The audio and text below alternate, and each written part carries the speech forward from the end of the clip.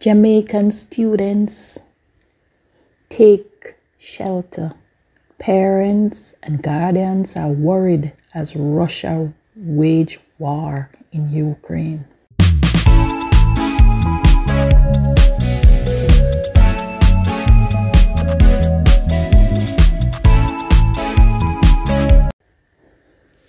A Jamaican mother on Thursday shared that she is now worried about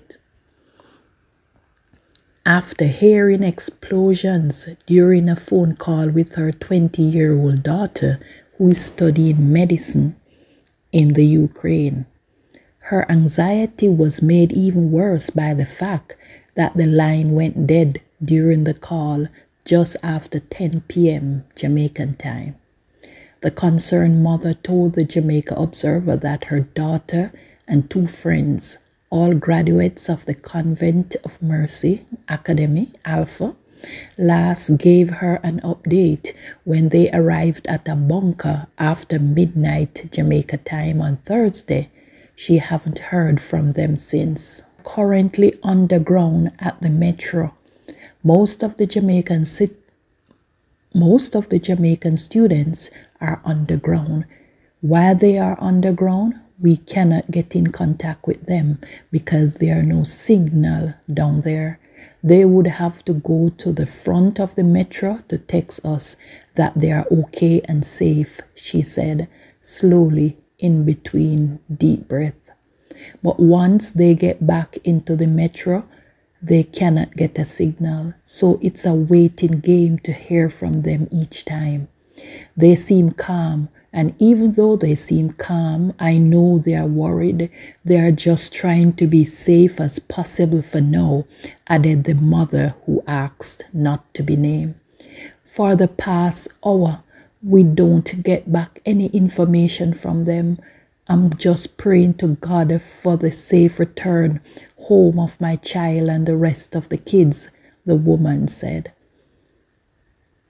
Up to 5 p.m., nothing had changed, and she was still awaiting words from her daughter. They have been hearing explosion from early in the morning because I was on the phone with them when I heard the first set of explosion. I could hear it as loud and clear as possible. They were saying, "What is that? What is that?" As I was on the phone with them when I heard the first set of explosion, I could hear it as loud and clear as possible while they were wondering, what is that? What is that? Even though they seem calm, I know they are worried. They are saying that they are trying to be as safe as possible. They are currently underground at the metro. Most of the Jamaican students are currently underground under the metro. While they are under the metro, we cannot get in contact with them while they are down there because there is no signal down there. So they would have to come to the front of the metro to text us that they are okay and safe, but once they got back down into the metro, they can not get a signal. So it's a waiting game to hear back from them each time. For the past probably an hour now, we don't get back any information from them. Once they are down where they are, in the metro where they are, they cannot get a phone signal. Down there, they would have no signal. Meanwhile, a Calabar High School graduate gave an update from the bunker at the metro station. Currently, I am underground in the metro station. The metro stations are the bunkers in the Ukraine. There is gunshot and explosion at the moment. However, we are safe in the metro. I cannot reply to everyone's message right now, but I am thankful for your prayers and love, he said. The news media was told that many of the students have turned off their phone to preserve battery life, as they had expected to be in the bunker throughout the night. Some, however, haven't been able to get reception or internet connection.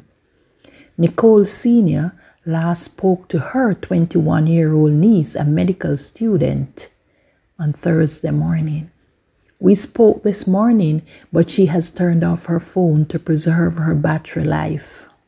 She's currently in a bunker. She's based in Kyiv, which is experiencing bombings. Troops rolled in this morning while she was attempting to travel to Kyiv to get a flight to Turkey.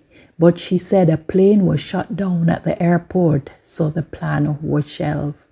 Senior said the plan was for her niece to get to the border, crossing into the west to possibly get to Moldova. But unfortunately, at that time, the metro wasn't working and all transportation was halted. The Jamaican embassy initially told them that threats of war was commonplace, while at the same time, the Minister of Foreign Affairs was saying they should make plans to leave by acquiring a US or UK visa, but these countries were not issuing visas to non-nationals, she said. She has an interview with the British Embassy on March 8, so we're hoping that peace remain until then. As a backup, she had a flight booked to Turkey for today, but that did not materialize.